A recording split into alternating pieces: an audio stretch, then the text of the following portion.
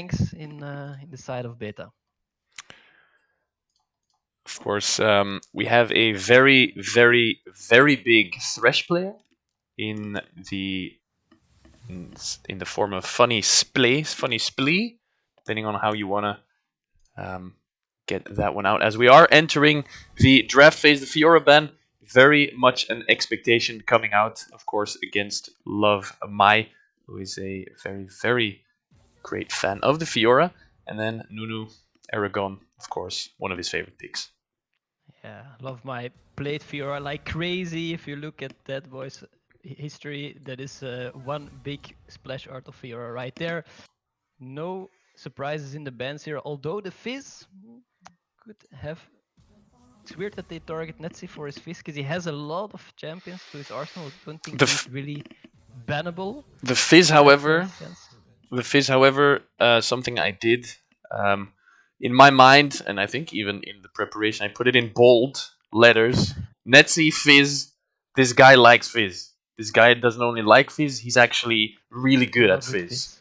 He's actually in love with He wants to Fizz. marry Fizz. He That's wants actually he what you're wants to saying. marry. The Jin ban coming out.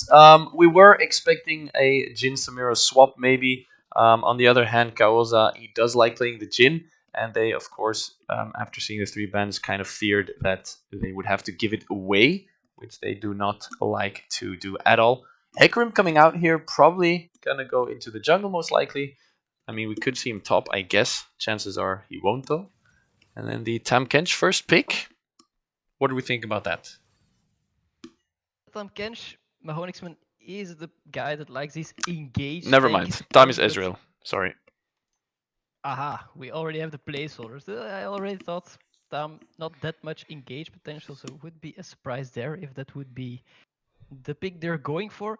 Sejuani, however, is a surprise for me because I thought Lapis, if Lee Sin is open, he might want to go for that one in the jungle since he is really, really comfortable on the pick. But seems they need that designated tank to engage. So that, of course, opens up possibilities for the top lane and support that they do not really have to fill that role. That is the thing that Lapis is gonna pick for him. And OT Electro going for the Shen, so they have a really, really strong engage potential now with the Hecarim going in with the Stand United. They're gonna have to have some way of disengage or counter for that one, especially also the global play needs to have some sort of answer there. Yeah, and of course, I need to put.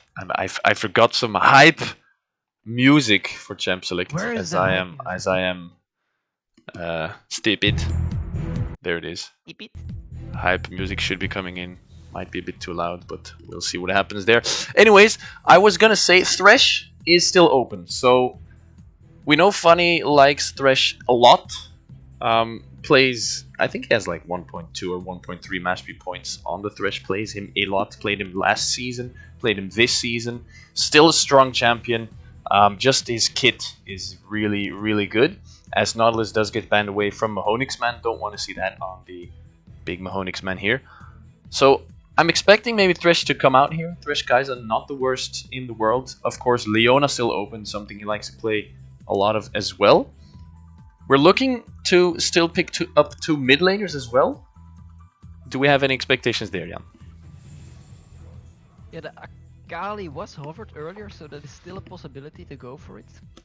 Also fits into the style of both jungler, because Netsi likes these assassins. Not sure if he is an Akali player, but Flatline definitely is. So that is one for both sides. But I want to see the Swain from Reflection, because he is a Swain player on the bot side, and that is of course something that's harder to kill for a Hecarim Shen when they go on him. They are fairly short ranged now on the blue side for Alpha, and Swain might be able to really mess that up if they go for the see hero kill hero strat. So maybe they're gonna surprise us with that last pick, Swain.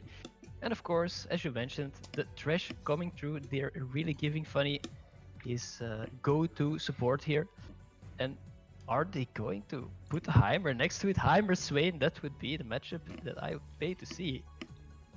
Kassadin gets picked up for Netsi, something he likes to play quite a lot of as well. He's He's a big fan of assassin or melee champions. Plays a lot of Fizz, plays a lot of Kassadin, plays a lot of Talon, plays a lot of Victor as well, which kind of falls out there, but he has been banned. So as Fizz had been taken out as well, Talon not really fitting into the comp as well according to them, making it so that they do eventually pick up a Kassadin for him, going into that late game scaling comp for them here. Yeah, the last pick was the Irelia, I believe. Did I see that correctly? I believe it was, yes. And that is, of course, a fairly heavy lane for Kassadin, because she can put so much pressure. It's a little bit Renekton-like when you put those kind of bruisers in the mid lane. Usually the ranged mages are getting a little bit into trouble with that, but in this case, Kassadin is a melee champion, so not sure if he'll see that much CS. Gonna start with the Doran Shield and the Fleet Footwork to get some sustain, but should definitely be a prio lane for Flatline there. Alright, as we are redrafting here once again. I did not screenshot the draft, and I've forgotten quite a lot. Anyways, we do have the Shen Mordekaiser lane. Something I actually don't know, and hoping you will. If Mordekaiser ults Shen while Shen is ulting, what happens? Does he just disappear out of Mordekaiser ult to the normal world? You can't break out of the realm of the dead. He will stay there. So he can ult, he can give the shield, but if he gets ulted, he probably, or he won't move, or he'll just end up on the side closest to his ally, but he won't go. So it is a way to stop him, but you know, the claw also works to do that. So Mordekaiser, fairly good pick into the Shen. However, of course, the global pressure, if he ults the Shen, he won't be able to help where Shen has ulted, and the shield can turn the tide of that battle. So depending on how the fights are going, Shen might be able to get a little bit more value, but in the pure 1v1 against the Mordekaiser, Lovemai will definitely have the upper hand there. And of course, with a Mordekaiser top lane and an Irelia mid lane, and then of course the Leona in bottom lane. Combine that with the Sejuani, they have the melee top laner and the melee mid laner. They have the melee support, of course, which has lockdown on herself. So there's a lot of potential to proc the stun that Sejuani has on her E, right? So it's a lot more easy to get it with the Irelia than, for example, with, I don't know, an Orianna or something like that, right? Yeah. So there's a lot of lockdown potential on the side of red side here. And it is getting scary, because red side is a fairly tanky comp. You would say the only not really tanky member is Ezreal, but with the new changes to the items, Ezreal builds kind of tanky with the Divine Sunder, so he will have a lot of HP. He will not be that easily to assassinate as he used to be, even though it was already hard, of course, Ezreal having that extra flash in his kit.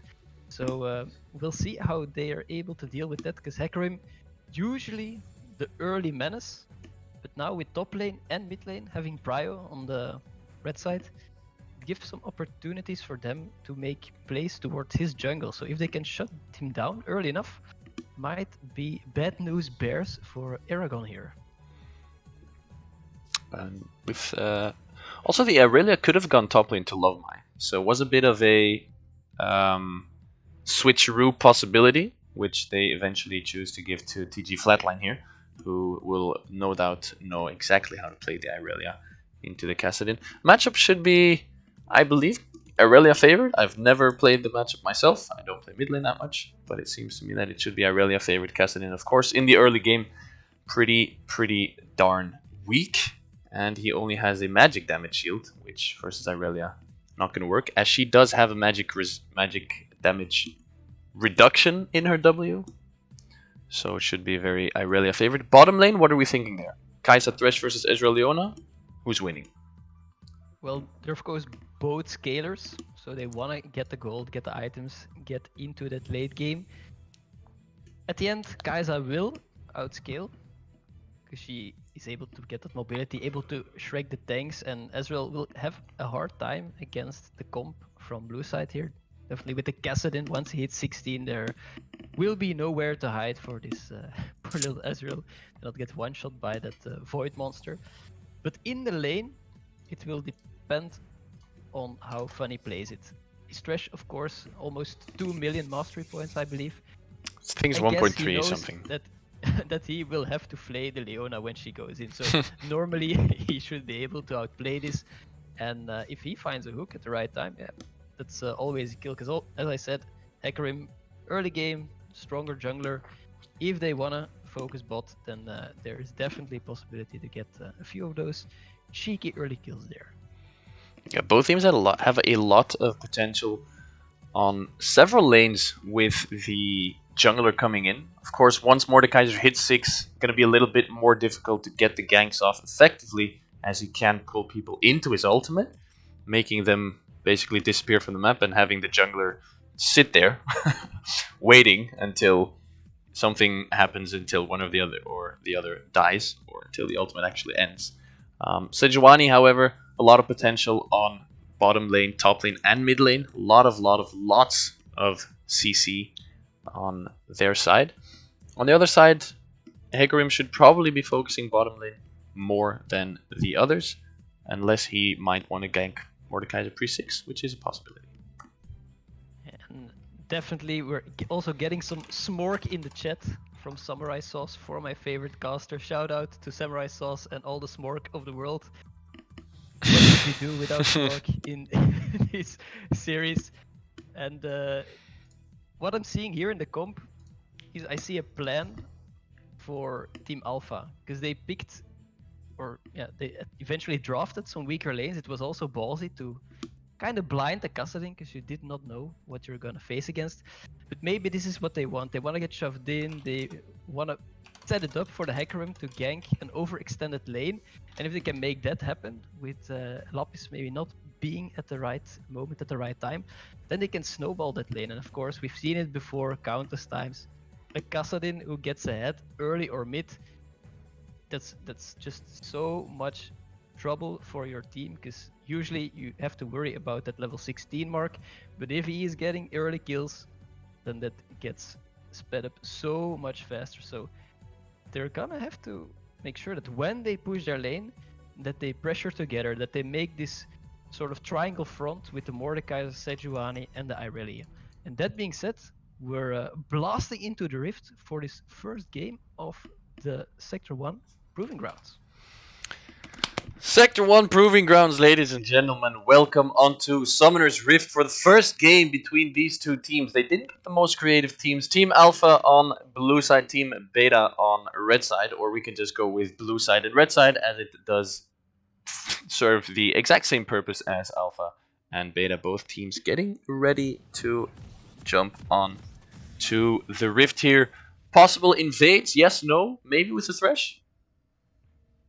There are always possibilities for invading when you have that juicy hook on your team, but not sure if they want to play it ballsy or if they're gonna put up a wall. Seems like both teams are spreading out, so we won't see an invade coming out here. Of course, you want to prove yourself, and dying at level 1 in an invade is not the way to do it, so they will choose to keep it chill. Alpha, Beta facing each other. There is a little bit of a staring contest going down here, and the ward first gold for Alpha. The lead is already there. The gold lead. Well, I mean, game over, right? So they pick up first. Basically, first blood has been picked up here. So I don't know how red side is going to come back from this one, as both teams do set up the Great Wall of China. No crazy shenanigans, except for the ward in the small pixel brush topside river. Both teams just doing a little bit of chillings, and also both junglers starting on the same side of the map, as they will path toward topside after their full clear. They might want to collapse at the top side in the end. Of course, Mordekaiser being able to shove that wave and not having many escapes is pretty susceptible to the ganks of a Shen and a Hecarim. But what is interesting for me is the mastery that Kassadin went with. He went with the Electrocute and not with the Fleet Footwork, which is something we often see in a mid lane Kassadin. Of course, he will not really get poked much by Irelia, more like all in, so maybe he wants to be able to trade when she goes for that damage. That is a possibility for that lane. Gonna guess that Netsi knows what he's doing here. And of course, Kaiser Thresh pushing the lane a tad faster into Leona Ezreal, as they do have a bit of more pushing power in the early parts of the game. Ezreal not the best wave clears, so he's gonna have to wait a bit. And then, of course, once again, we do have funny splee, depending on what language we're speaking, on the Thresh. His favorite champion, most likely. I'm expecting big things from him here. Crazy hooks, Mad Life 2.0. Yeah, maybe some roams to the mid lane, because you already see the Irelia very much pushed to the other side of the map, being able to pull that pressure. And if there is a moment that Hecarim and Thresh can move from both sides, it's easy pickings for them. But yeah, they're gonna have to make sure that Kassadin stays healthy to perform in that gank. Meanwhile, Shen definitely out-trading the Mordekaiser here, which is not something you expect. Ooh, but then Hecarim coming in for the first gank of the game. Flatline gonna have to use his flash. Not gonna flash after him because, well, Hecarim doesn't have it, and Kassadin thinks that's a win for me. I'll take it. See, and this is that danger that I'm talking about. When you have that prio in the lane with an early aggressive jungler like Hecarim, then yeah, you're pretty susceptible to those ganks. And meanwhile, Funny Splee already showing why he is the Thresh boss, just cleanly flaying the Leona backwards. Well played by him. Yeah, of course. He knows what's going on. Second time's the charm, thinks Leona. Not at all. There the hook comes through. The Ignite turn shot is in. It's going to be a trade. 1-for-1 eventually. Ezreal picks up one kill. It's Thresh picking up the other one, which is not the person you want to kill on. But yeah, the Flay came through, but they still found the kill. Yeah, and Reflection also got the first blood, so he did get that 100 gold bonus, so it's worth 14 beta at this point. Ezreal getting that money in the pocket of Sheen being a little bit cheaper. Seems he's not going for it. He buys the tier with the double longsword. Also interesting that he doesn't start the tier, even though that is a starting item now with the changes. But I think if he did, that they would not have won that early 2v2, so yeah, good choice by him, going for that aggressive item, knowing that Mahonix Man is the guy to go in when he can. Yeah, the fact that you can start tier at this point is, of course, a really, really fun thing to do for several champions. Ezreal not choosing to do so, but now the ganks are going to come in. Flay once again should be able to get the stun. Lantern gonna come out, is able to take that, but the hook under tower. Sejuani might be in trouble, does have the aftershock, gonna be able to tank quite a lot. Fourth hit by Kaiser, not coming through, and Sejuani surviving, but so do Thresh and Kaiser. Trying to put pressure on the bot lane of Team Alpha, of course, after they've been punished in the 2v2. Getting another kill at the back of that would have been huge for them to set the Kai'Sa back, but with some good plays, good Lantern, good hook by Funny Splee, they get out unscathed. So well played by them to turn this little gankaroo around. Little gankaroo around. The mid lane pushing into Kassadin should... I don't think he's going to be able to freeze that wave. It should be a bit too big, as Hecarim is maybe looking for a gank in the top lane. Don't think he was spotted. And Electro baiting this out quite well. Misses the taunt, however. TP coming through. Kassadin not going to follow that up. Does not have his teleport up. And now Irelia might be able to find the ultimate. Does eventually look for the ultimate. Going really deep. Takes quite a lot of turret shots. Going really low. Love Mai, however, is going to be able to take over the aggro. And nobody actually going down there. But it looks like Sejuani and Irelia, they're ringing around the rosy. It was a little bit forced by Flatline. It was a good TP to prevent a gank on a top laner, but ulting and trying to do a semi-dive on Eragon was a little bit enthusiastic, let's say, but eventually they waste the teleport and they give Kassadin some free farm, which is of course all he ever wanted. It's all he ever wanted. All he ever wanted. All he ever needed. Blue side Team Alpha, of course, gonna wanna find a level 16 Kassadin eventually. Thresh looking for a pick with his team here. Leona almost gonna go down, flashes over, does get flashed after by a Kassadin. Now Mordekaiser rocking a hard place, uses teleport, is gonna use his ultimate on Hecarim, who looks like he's gonna go down here. Should be a 1-for-1 trade eventually. Actually, no, it's not Love My being able to flash, but eventually it is because the rest of blue side was still there to trade that kill for him. A bit of an awkward position there for the Mordekaiser. Team Alpha huddled together like a squad, just keeping Beta at bay. Of course, Love My being able to get a little toothpick with the Realm of Death on Aragon, not much to do about it. I loved how he just kept slamming the auto attacks in, not using the Obliterate, because of course Aragon was trying to juke left and right to waste it, but knew he would get enough damage in.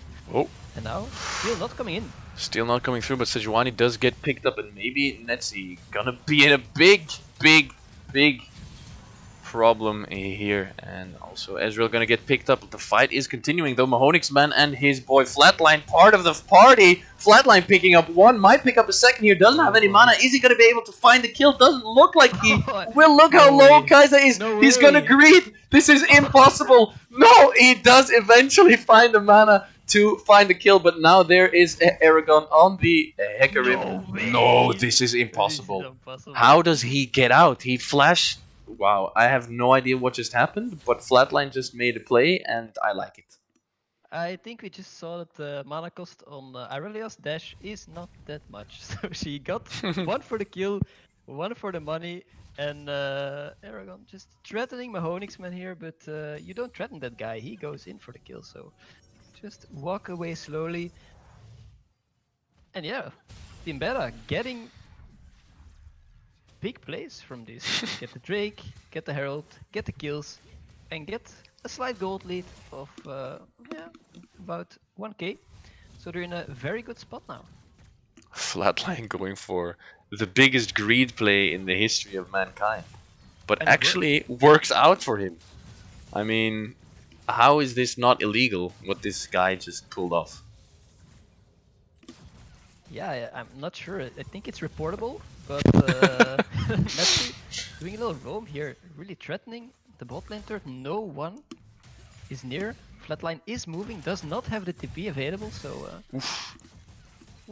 great true shot barrage from Ezreal there to defend the turret. True shot barrage coming through to clear the minions, do some damage to Funny. He's pretty low, not going to be able to stay in the lane a lot longer unless he wants to get poked out. And meanwhile, in the beginning of the game, Electro was out trading, out farming, out damaging Love My on the Mordekaiser. Right now, it doesn't look like he's able to do that, as Sejuani is close by, but Hecarim has his spidey senses activated.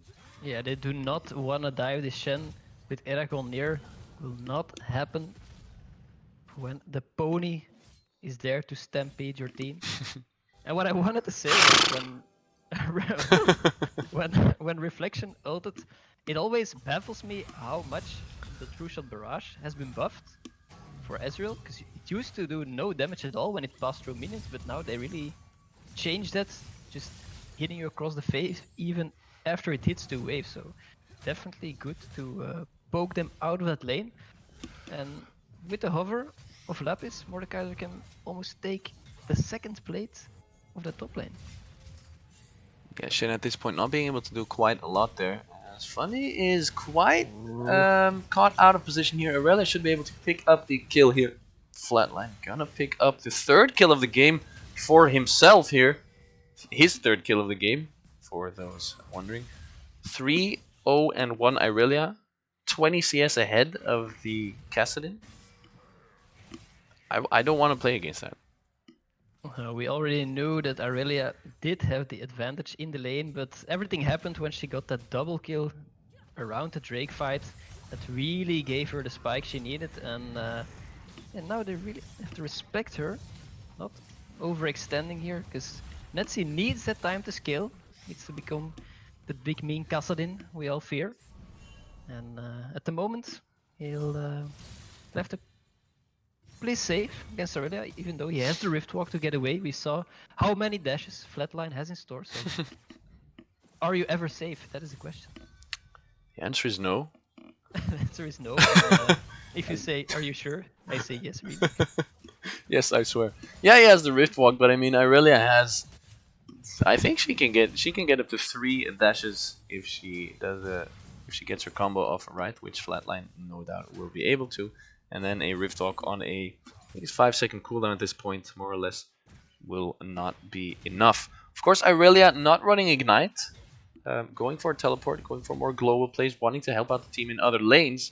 So the kill pressure is a little bit lower, giving Kassadin a bit more of an easy lane than it would have been if, imagine Ignite Irelia. I don't know if Kassadin would be having as much fun as he is now.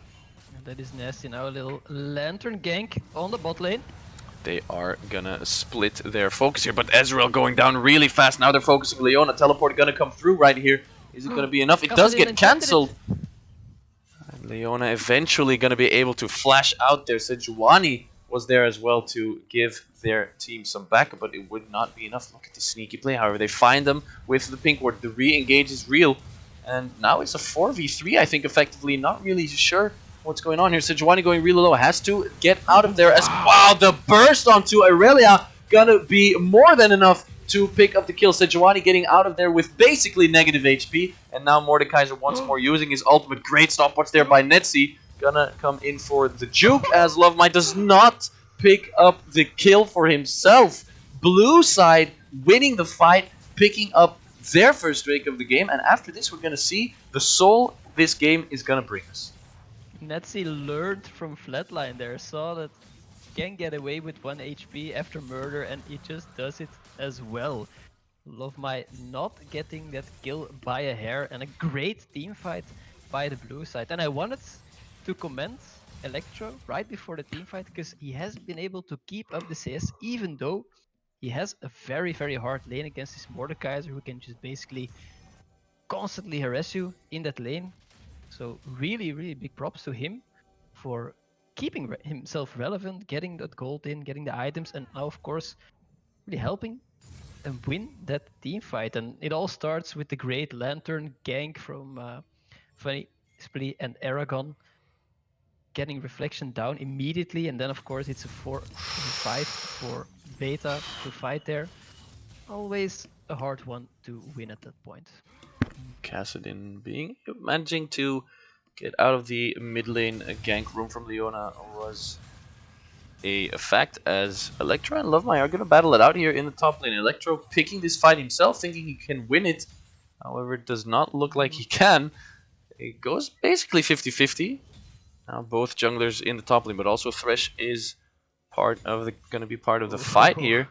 They have no idea Kai'Sa is here. It's not even Rekkles, it's not even Hecarim, it's Kai'Sa. Look at the burst once again, gonna be able to pick up a kill. Kaozo on Kai'Sa, 5-1 and 2 with Kraken Slayer. This is not gonna be fun for Red side to start fighting against the Kai'Sa. This is the battle of Kai'Sa and Irelia right now. Really good taunt flash by Electro there, getting Lovemind very low before he gets out of that CC duration, so he can't really use that ultimate anymore to kind of destroy your gank on him, because that is what Mordekaiser does when you try to pick him with multiple people. He just says, no, I'll make it a 1v1, but this time it was too little too late. He goes down to that gank, and they're able to pick up that Rift Herald for themselves here. Of course, a great way to push to get that team gold with the turrets, and to accelerate the build of your monsters. Kassadin, we'll have to see how far they get, because at the moment there's still lots of potential in the comp of Team Beta. They have the Mordekaiser, who is of course super effective against all these melee threats when he can get at a point that he can survive, because he bought the Riftmaker. Not much for tank stats, but definitely late game some nasty Omnivamp for him. A lot of healing, so they should. Also on the Irelia, of course, quite a lot of healing, so expecting some anti-healing items coming in from the side of Team Alpha here a bit later on, with, of course, the Oblivion Orb, which is already anti-healing. You don't need the entire Morellonomicon. However, it does give a better, stronger Grievous Wound eventually. 8-6, dead even in gold, dead even in dragons. And not a single turret has been taken down. I think both teams are either a little bit stressed about the fact that they're playing for an audience, or for that there's actually motivation going on, or that they're just both each other's equals.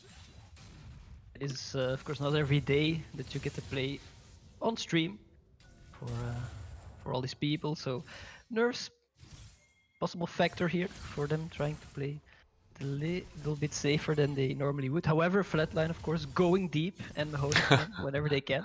So it doesn't count for everyone. At the moment, Team Alpha, the blue side, is very happy to stall this game a bit longer. Because they have, of course, that late game insurance with the Kassadin and the Kai'Sa going for them, and it is on the red side for Team Beta. It's their move. They need to make plays. They need to make sure that they get ahead now, because at some point it will be a little too late, and then this game will be in the bag for Team Alpha. And now Irelia and Kassadin have both moved to the top lane, where they continue the split push. They are gonna keep sending Irelia to the Kassadin lane. However, at this point, Netsi playing that really safe, playing it really well, not giving away any kills so far aside from the one. And as Electro and Lovemai once again are gonna battle it out, they are gonna 4-man gank him, gonna use the ultimate flashes onto the Kai'Sa, finds a lot of damage, but it's not gonna be enough. Kai'Sa actually wins the 1v1, which shouldn't be too surprising as she was 5-1-2 and Mordekaiser was 1-3-0, but damn, that was close. Yeah, didn't really see when Lovemai popped his shield there. If he had that at the end, I think he popped it before the realm ended. Not sure it was full. Maybe if he had it at the end, could have gotten that kill on Kai'Sa, but not this time. 6-1 on the Kai'Sa. Very good, because this meta, maybe it's me, but I always have the feeling that the AD carries are having a rough time It's you. this patch.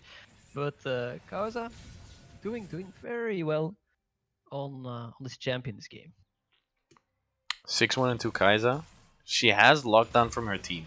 Right? So the fear on Hecarim, the taunt on Shen, the hooks and the flays on Thresh, giving Kai'Sa quite an easy time to not only get her passive procs off, but also of course the Kraken Slayer, giving her a lot of extra damage. And as the Leona and Sejuani are pretty tanky, the extra true damage of course gonna be quite interesting to pick up here, as Netsi is starting to pick a fight with Lovemai here, knows that he doesn't have his ultimate up yet, but look at the damage from Lovemai. Is it going to be enough? He doesn't have any mana, needs to use his Rift Walk out of here, not going to be enough. Uses Sonya's, the Shen ultimate does come through eventually, bit off a lot more than he could chew. The turnaround, Lovemai, big up. It was a little bit of a miscalculation there. Netsi already Rift Walk 2 to 3 times before he got into the lane, and of course that keeps adding up to the mana cost of that ultimate, and eventually, yeah, he was out. He was out of ammo, couldn't shoot anymore, and Lovemai, yeah, he's just happy to hit with that mace. And good thing Electro was there to help his buddy out. Now they're taking over the vision on the top side of Alpha's jungle, and they might be able to kind of tread this Baron once that Scuttle Crab is gone. Stand United is down, so they don't have to fear for that shield from Shen meddling with their fights here. Both teams running around the Baron pit right now. Don't think either of them wants to pick that up at this point in time. By the way, we do have an Infernal Rift, something we haven't really talked about yet. 3 minutes more or less until the next Infernal Drake is going to come up, and if blue side does pick that up, they're going to be on soul point, giving them a lot more extra burst damage, and giving that to a Kassadin and a Kai'Sa, not something you want to see at all. So Team Beta is going to have to make sure that they do not give up too many Drakes at this point. They need to continue to keep that Drake control. Right now all lanes pushing in for them, as Irelia is going to get jumped on here. Kassadin. Teleport coming in. This is going to be a fight. This could be a big fight right here. Sejuani going to get hooked. Is really tanky. But look at the burst from Kai'Sa. It's going to be more than enough. Going to get picked up. Electro not even close to going down. Look at this guy tanking everything. Now he does go close to going down. Solar Flare gets thrown down, but Mahonix man going really low. Uses a stopwatch there. Going to get picked up. This could actually be a clean ace, as Funny Flashes stands in place for half a second and does not continue the chase. It's a 4-0 for Team Alpha as they are stomping on red side at this point. And Koazo bought the Kraken Slayer, no Krakens inside, so Sejuani will do, just disappears instantly at the start of the fight. The damage coming out of Kaiser, insane, and now of course it's a free Baron, unless Reflection can do the miracle steal. Is this even a possibility with Flame and Electro just walling this Baron off? No, it's an easy pickup for Alpha, and they're gonna take an extra kill with them, probably. Yeah, Irelia should be going down here. Kaoza picking up another one, 8-1 and 4 at this point in time. Gonna be doing so much damage as Blue Side does pick up the fight and Baron buff and have complete control over this game, or at least they should. As we said, the late game insurance is on their side. They're totally dominating this mid game as well. And that is very, very bad news for the red side. What they want to do on Team Beta is make sure that Lovemai is in the split, because he'll never be able to do something in those team fights where the Kai'Sa can just focus him down. I think at this point, if he dead realms the Kai'Sa, he'll still get destroyed in that 1v1, so he's not really useful there. And a big problem for them is that they do not have any wave clear. They picked Irelia mid to shut down the Kassadin, but that is not how it turned out at all. And now you have this Bruiser that wants to go in, but every turn along the way he'll get destroyed at this point. So a 1-3-1 might be a possibility, but only possible with the wave clear of Reflection, his True Shot Barrage, I'm afraid. As the third Drake for Team Alpha is gonna come through here, gonna put them on Soul Point, Infernal Soul Point for Team Alpha at this point. 5 minutes left until the Soul Drake spawns, and if at that time Blue Side has not changed anything about what Red Side has not changed anything about what they've been doing so far, it's gonna be an Infernal Soul on Blue Side. At this point, it's hard for Red Side to come back because of the late game insurance, because of how far behind they are. If they give up the Infernal Soul, it's going to be near impossible. Yeah, we all dread the Infernal Soul, so much power, and the visual alone is something that really plays on your morale. Once you see that small explosion, you know it's over. And Mordekaiser trying to get the solo kill before he gets destroyed. Can he even do this? He might be able to pick up the kill here. Does find the shutdown on Hecarim. That's going to be huge for him. Picking up some extra gold and extra kill there. As Electro and Flatline now battling it out in top lane. Doesn't look like a lot is going to happen. However, look at red side moving here. Electro, you're in trouble. Run away. Spider senses. Leona coming in from behind. Great dash out of there. He does get away. The friendly neighborhood Mahonix, man, not being able to find the stun eventually. And Electro just walking it off. Easy. This is exactly what they need to do. They had the 1-3-1 with Irelia and Mordekaiser in the side lane. You see 3 people going to Mordekaiser, of course, being able to ult 1 and maybe get the trade. He succeeds here, getting Aragon. And then the rest just moves to Irelia, making the plays on that side of the map and getting the turret. And that's how they want to do it, because a team fight full 5v5, they'll never be able to win it for Team Beta at this point. But with those split maps, you might be able to pull something off as they did here. And if they can do it at the right time, which is of course in 2 minutes, when the main objectives are gonna respawn, then you can get back into the game. But you only got 1 shot, because Netsi on his way to level 16. Netsi gonna dash in, doing quite a lot of damage. He's gonna get sucked into the realm of the dead here. Mordekaiser should be able to find the kill here. Does pick up the big smack into the floor. I don't know why Netsi jumped in. I think he thought he probably could not have gotten out either way. He's miscalculating his damage twice now on the Mordekaiser. And you should know that you can't act like a level 16 Kassadin when you're level 14. That just doesn't work when you are looking into the eyes of a man like Lovemai, who doesn't know fear. He doesn't walk away from a fight. He just ults you and smacks you into the floor with a little obliterate in his hand, and that's the end of that story. So, yeah, with these plays, they're giving Team Beta another shot in this game.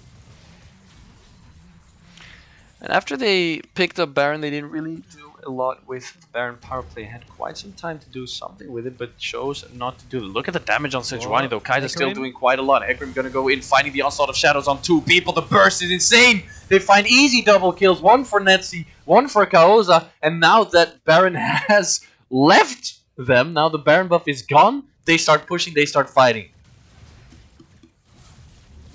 They saw their opportunity, they were grouped this time, there was no split pressure from Beta, so it was an excellent move to go in for the play now without risking of losing anything else on the map.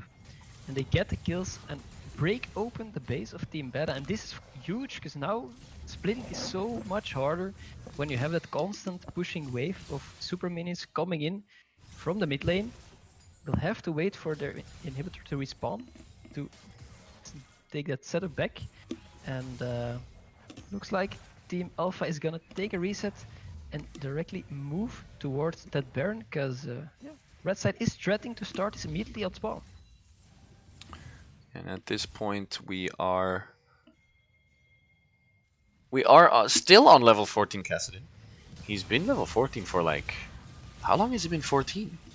He's been 14 for really long, as now Team Beta is looking to pick up Baron, has gone to half HP. Blue side moving in right here. This is Gonna going see so if fast. they can actually find a fight here, as red team does pick up Baron now. Might be looking for the fight. Blue side does not want any of this though. However, the re-engage from Hecarim coming in. Does he have the Onslaught of Shadows? Not going to be able to use at this point. Shen ult coming in for the save on Hecarim. However, he does get taken down. The kill goes to Irelia, but also Electro picking up a kill on Mordekaiser. 1-for-1 trade, but red side does take Baron. Yeah, and especially Aragon died, so the jungler for Team Alpha is gone, which means that Team Beta has the advantage for the Drake. Of course, they have to make sure they don't lose a fight here. But a lot of...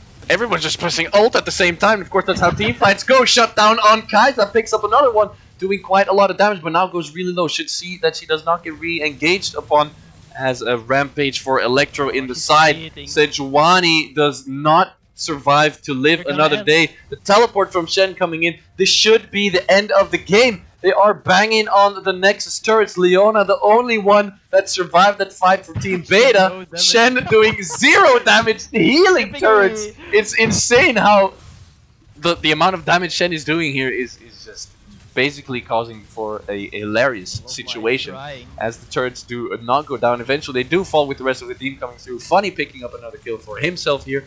The Master Thresh player, as Team Alpha showed what they could do, showed that they could take over the mid game, even with Kassadin never reaching level 16 as they wanted to, and they just roll over Team Beta in this first game of the first matchup between Alpha and Beta. Well played by Team Alpha. Ballsy pick for Kassadin blind, but they make it work. A little bit of a ballsy play from Netsi as well, going ham twice on Lovemai without making it count. But there hasn't really been a moment after the mid game where the game wasn't in control of Team Alpha. They definitely were the stronger team in the 5v5. Of course, the split play from Beta did give them a little sparkle of hope, but once they lost the pressure there and got engaged on mid, the game was as good as over. So there was definitely a good fight put up by them, taking the Baron at the end, but they should have gotten their advantage a little bit earlier with the prio lane on top and mid, and yeah, they weren't able to manage that. So well played by Team Alpha and Beta, and I kind of love this first match. If this is what they have in store for us for next 2 games, then I'm excited. We have 2 more games between these 2 teams coming up very soon, as we are looking at the damage graphs. By the way, Mordekaiser is doing the most damage in the game, despite not really being fed or anything. It's just Mordekaiser. Anyway.